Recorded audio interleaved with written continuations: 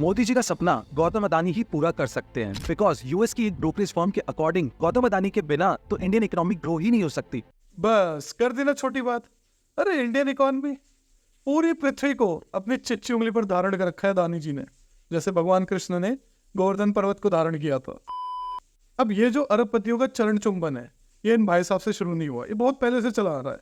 एक बहुत ही विशैली महिला थी आयन रैंड, उन्होंने एक बहुत फेमस नॉवल लिखी थी एटलस श्रग्ड, सुना होगा आपने नाम। वो बेसिकली एटलस श्रग्ड एक मेटाफर था। एटलस जो है वो एक ग्रीक माइथोलॉजी से टाइटन है जिसने पूरी पृथ्वी के भार को अपने शोल्डर्स पे उठा रखा है। तो बेसिकली आयन रैंड बोल रही थी इन इफेक्ट कि कैपिटलिस्टों ने पूरी पृथ्वी का भार अपने शोल्डर पे उठा रखा है। तुम लोग दिन रात उनको गालियां देते हो, हैं वो जॉब क्रिएटर्स है। जिस दिन वो चले गए ना तब तुम्हें अकल आएगी। हल्का सा उन्होंने श्रक कर दिया ना अपना शोल्डर, पूरी पृथ्वी नीचे आ जाएगी। तो नेथन रॉबिन्सन ने डिग लेते हुए इस पे आर्टिकल लिखा जिसका टाइटल है go ahead and श्रक, Ayn Rand imagines a world in which capitalists got tired of their jobs and left for good, if only they would. अब जो लोग अरबपतियों का इनोसेंटली और जेन्युइनली और ऑनेस्टली चरण चुंबन करते, उनके दिमाग में फंडामेंटल कंफ्यूजन है। वो कंफ्यूजन क्या है कि वो वेल्थ क्रिएशन और वेल्थ एंटाइटलमेंट्स इन दोनों को आपस में कन्फ्लेट कर देते हैं। और कैपिटलिस्ट प्रोपोगेंडा ही सारा ये है कि इन दोनों के बीच की डिस्टिंक्शन मिटा दो। क्योंकि थिंक अबाउट इट, अगर आपके पास वेल्थ है और वेल्थ क्रिएशन वेल्थ एंटाइटलमेंट एक ही चीज है, तो by mere virtue of having wealth you become a wealth creator. बहुत कन्वीनियंट है ना। लेकिन दोनों के बीच में प्रोफाउंड डिस्टिंक्शन है जो कैपिटलिस्ट प्रोपोगेंडा बहुत कोशिश करता है मिटाने की। तो वो क्या डिस्टिंक्शन है वो मैं आपको बताता हूं। तो सर ऐसा है कि वेल्थ क्रिएशन एक फिजिकल प्रोसेस है और वेल्थ एंटाइटलमेंट एक लीगल प्रोसेस है। भाई वेल्थ, सबसे पहले समझो वेल्थ क्या होता है। वेल्थ का मतलब रुपया नहीं होता, पैसा नहीं होता, मनी नहीं होता। मनी तो एक माध्यम है वेल्थ को एक्सचेंज करने का। अगर कल को नोट जा रहे हैं एयरप्लेन्स में दुनिया में जितने भी और वो जल जाए, उससे वेल्थ पे फर्क नहीं पड़ेगा। वेल्थ पे क्लेम है मनी एक। वेल्थ का मतलब होता है गुड्स एंड सर्विसेज। फ्रिज हो गया, वॉशिंग मशीन हो गई, घर हो गया, गाड़ी हो गई, दीज आर ऑल वेल्थ। इसको प्रोड्यूस करना या क्रिएट करना एक फिजिकल प्रोसेस है। और वेल्थ क्रिएशन हमेशा कौन करता है? वर्कर्स या फिर labourers. Wealth entitlements on the other hand, it is a legal process या लीगल क्लेम कि इस वेल्थ पे किसका अधिकार है। You have to understand the distinction. बनाता कौन है हमेशा वेल्थ? लेबरर या वर्कर। लेकिन वेल्थ पे क्लेम किसका होगा? This is a matter of law. Slavery के अंदर लॉ जो है ये वेल्थ का एंटाइटलमेंट्स देता है स्लेव मास्टर को। फ्यूडलिज्म के अंदर लॉ या एंटाइटलमेंट्स देता है टू फ्यूडल लॉर्ड। और कैपिटलिज्म के अंदर लॉ या एंटाइटलमेंट देता है कैपिटलिस्ट को। सिंपल।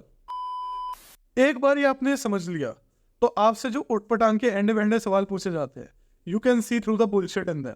क्वेश्चंस लाइक देश का क्या होगा अगर अदानी अंबानी छोड़ के चले गए तो? Are you ready for the answer? Nothing, zero, zilch. This is the answer. कुछ नहीं होगा अगर वो देश छोड़ के जाए तो। If the law strips them of their entitlements and hands it over to others. Workers को दे दो। They have no capability that the economy can not live without. Game of thrones का एग्जांपल ले लो, फ्यूडलिज्म था वहां पर, Taiwan Lannister मर गया, क्या चेंज आया वेस्टरोस की इकोनॉमी में? Zero, nothing. एंटाइटलमेंट्स किसी और को चले गए। भाई तुम जाओ यहां से, तुम्हारी एंटाइटलमेंट्स हम किसी और को दे देंगे। Zero difference. वेल्थ क्रिएशन पे जीरो डिफरेंस। और मैं फिर टिपिकल कैपिटलिस्ट इंसल्ट को इन्वोक करता हूं और कहता हूं दिस इज द रियल औकात of the supposed wealth creators. अब मेरी रील में जब भी मैं बनाता हूं तो चापलूस आ जाते तुरंत कमेंट्स में, अबे वो 1000 करोड़ कमा रहा है, तेरे पास क्या है, तू तो रील बना रहा है। As if that makes any difference to the argument that I am making. मतलब इतने रिटार्ड हो चुके हैं लोग, इतने ज्यादा ब्रेन वॉश्ड हो चुके हैं, उनके माइंड में कोई चीज की वेरासिटी या ट्रुथनेस वो डिसाइड करेगा कि सामने वाला कितने पैसे छाप रहा है।